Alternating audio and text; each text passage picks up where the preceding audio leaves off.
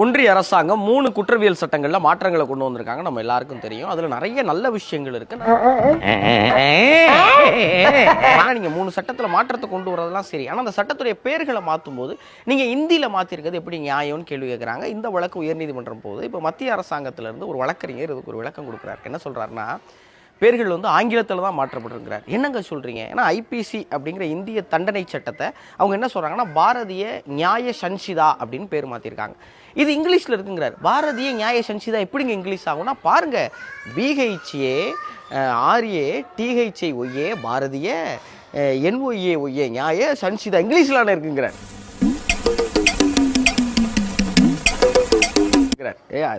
உயர் உச்ச நீதிமன்றமா இல்லை 1ஆம் கிளாஸா இதாக ஒரு நியாயமா வேணாமாயா அப்படின்னு நமக்கே வருது. நீங்கள் என்ன நினைக்கிறீங்க?